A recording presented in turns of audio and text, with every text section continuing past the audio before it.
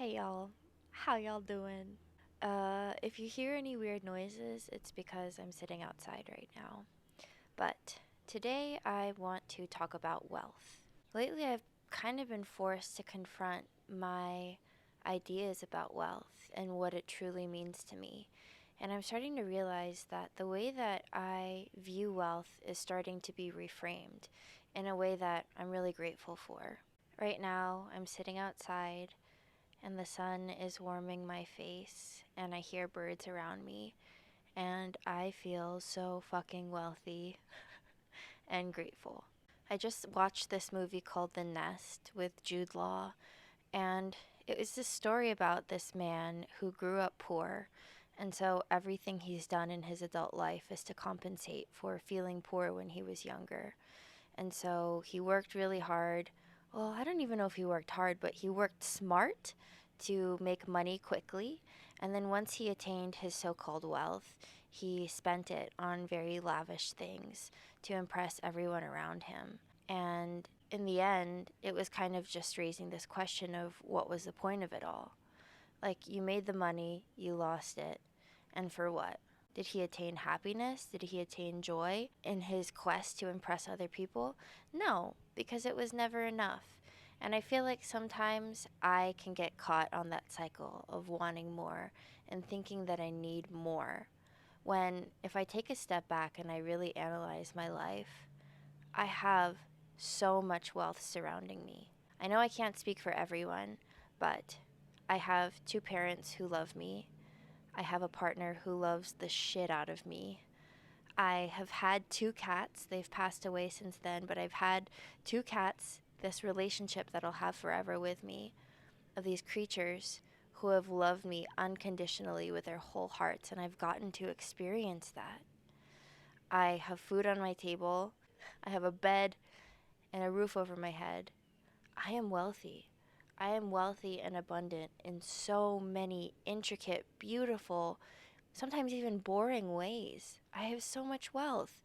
And it's crazy that sometimes I can be so disconnected from that I can forget how it surrounds me everywhere.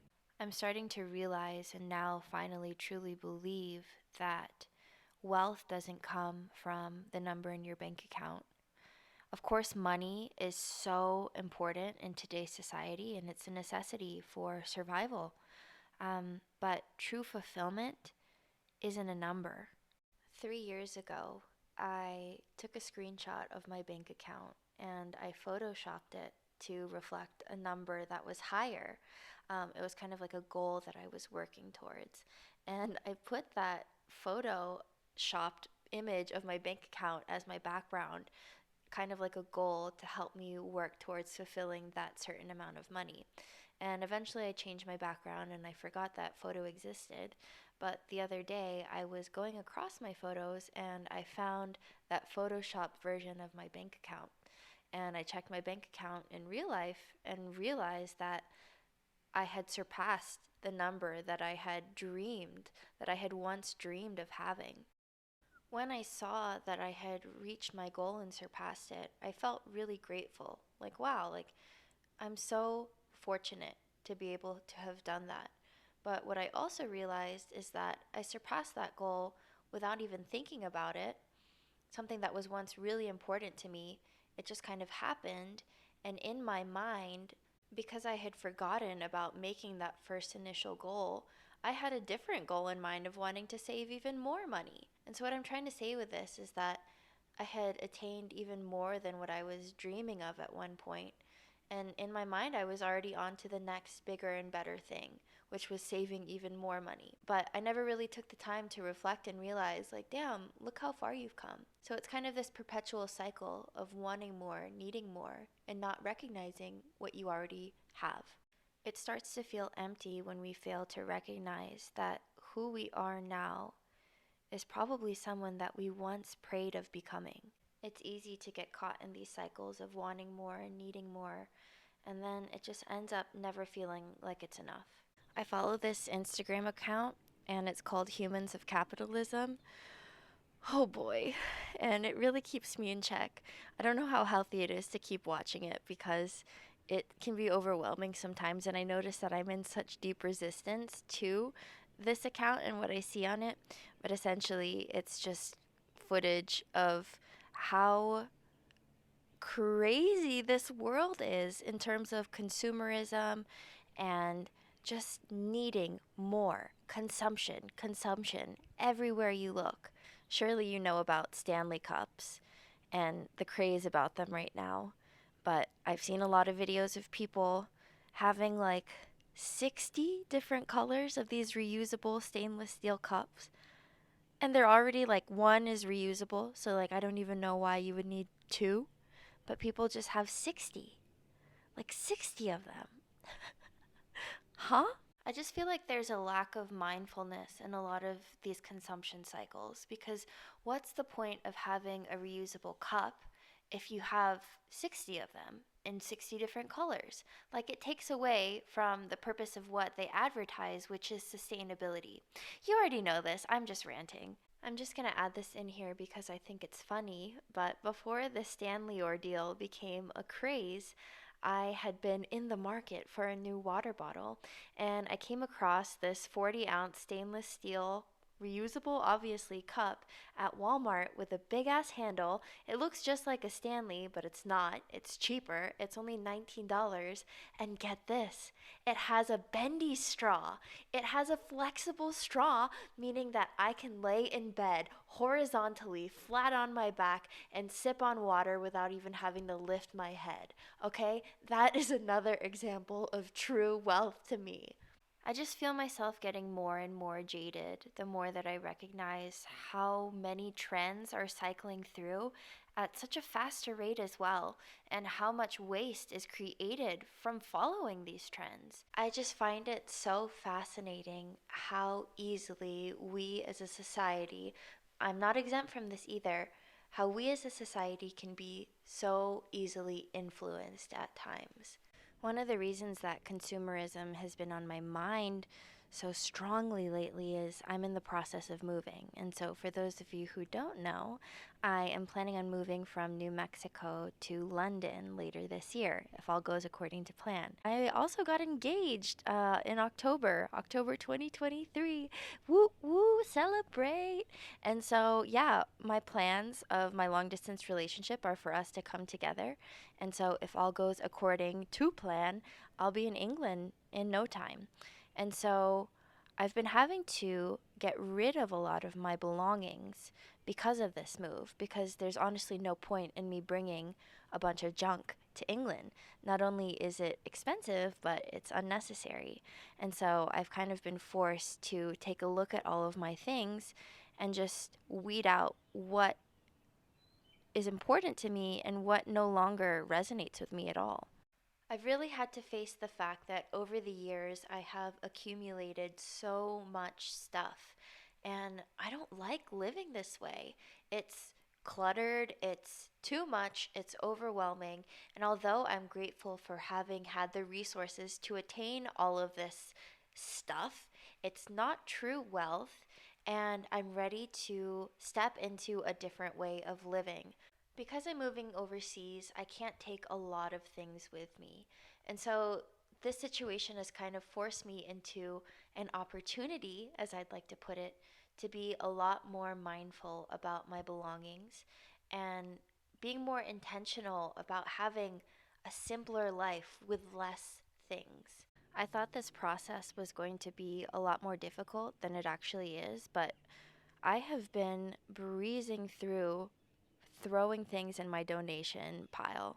It's been really easy actually for me to get rid of these things, and that's been surprising, but also not so surprising at the same time.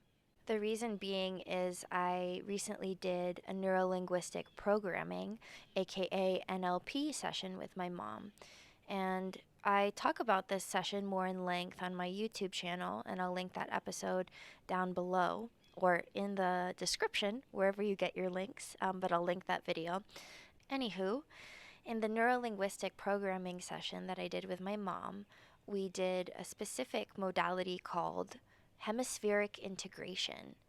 And hemispheric integration is in my eyes, very similar to parts work, which is a form of energy work that I facilitate sometimes. In parts work, we approach healing through the lens of understanding that there are different parts to ourselves that sometimes have conflicting agendas, opinions, beliefs, and emotions towards one specific thing.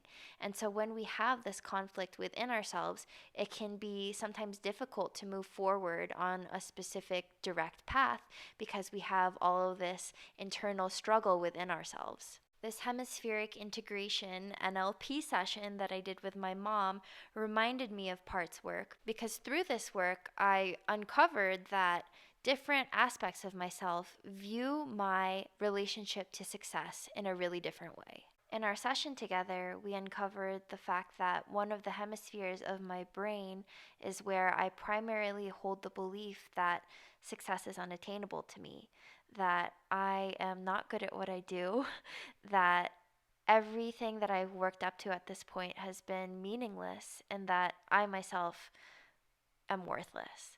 That is truly how I expressed my feelings and what I was feeling at the time. And success to me, specifically in the session, was in regards to my career and being able to find independence financially after moving to England. Because to be honest, I am I've been stressing quite a bit about how I can support myself living in a new country solely doing this work. It's in my hopes and dreams to have the confidence and discipline and skill set and knowledge to make energy work my full-time job. It's been a real learning curve for me to figure out how I want to show up and what I want to do on this earth. Anywho, another part of myself in regards to success, when I really tapped into it and I let myself feel it without any inhibitions, viewed success in this beautiful, just like natural way where I got to experience success abundantly in flow with other people, where I feel confident in my work, where I feel knowledgeable, where I feel like I can really share what I do and feel supported in sharing what I do while also feeling like I can make a difference and do good work here on earth. So in that NLP session for the hemispheric integration, what we did is we allowed myself to feel, imagine, really magnify the sensation of me feeling what success feels like in a positive way. And after doing that, we amplified the hell out of it. I'm not explaining it well. It's more explained in my video, so I recommend you watch my YouTube video. But I was able to tap into this version of myself that I know is attainable, where success is just second nature. Being able to amplify that feeling, it's almost like seeing a future version of myself and recognizing that that's what I'm working towards. Doing this work with my mom gave me a lot of clarity of what I want to do and where I want to go and how I want to use my energy in order to step into and embody that version of myself. And so ever since that session, whenever I'm feeling conflicted, I tap into that same energy that I felt like when I felt successful, and I realign myself with that version of myself. And so all the clutter kind of falls away more easily. In terms of getting rid of things and decluttering and figuring out what to donate and what to keep, I thought it was going to be a struggle to do so because I felt like I would have a lot more attachment to my things. And trust me, I still do have a lot of attachment to random little bits and bobs. But for the majority of my belongings, it's been easier for me to let go of certain things because whenever I'm not sure if I need it in my life, what I'll do is I'll tune into that aspect of myself that I connected to in my session with my mom, that version of myself that felt successful and joyful and confident, and that person that I'm working towards. And I just ask myself, does this material object align with that version of myself? And if the answer is no, then I don't need it. Like, it's easier for me to see and weed out what is meant for me and what's meant to come along on path and on track with that version of myself, and what can be released. I feel like in the hemispheric integration session, I was able to tune into my future self, and it was almost like my higher future self. It's the version of myself in the future that all this effort that I'm putting into now is going to build and create. This is a slight tangent, but I once heard from a teacher that the quality of your manifestations is dependent on the energy that you pour into it right now. Because your manifestations come from your actions, and that's from your present, you know? And so if you pour and feed your manifestations with mindful, intentional actions, then your manifestations in the future have a more solid foundation to stand on. It helped me realize that the effort and work that I pour into myself right now is building this version of myself.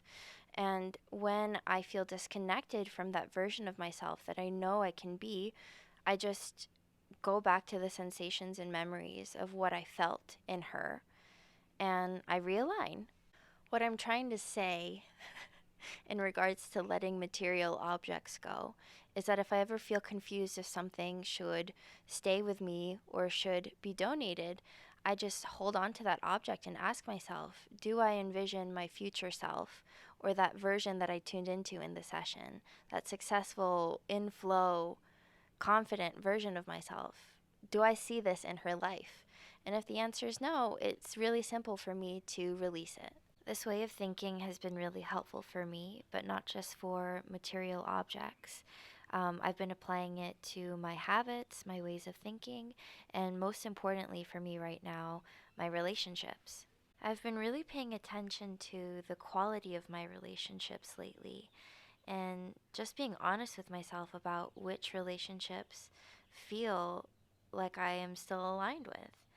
Right now, I really don't have the space for anything superficial.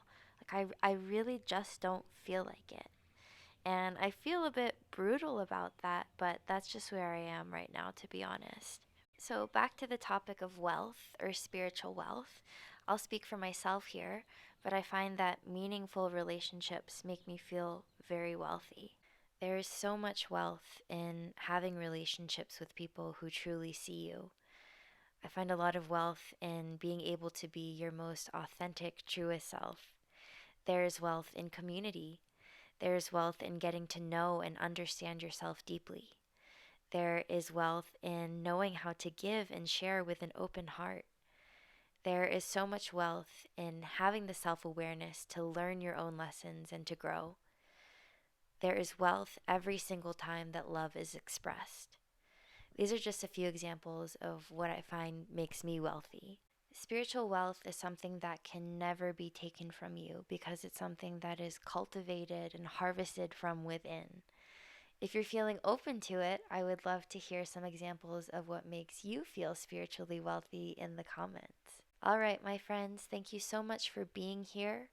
I hope that this episode or this talk was enjoyable for you, and I hope that you're feeling rich and abundant and very wealthy, perhaps in ways that you never even considered before. I'll see you later. Bye.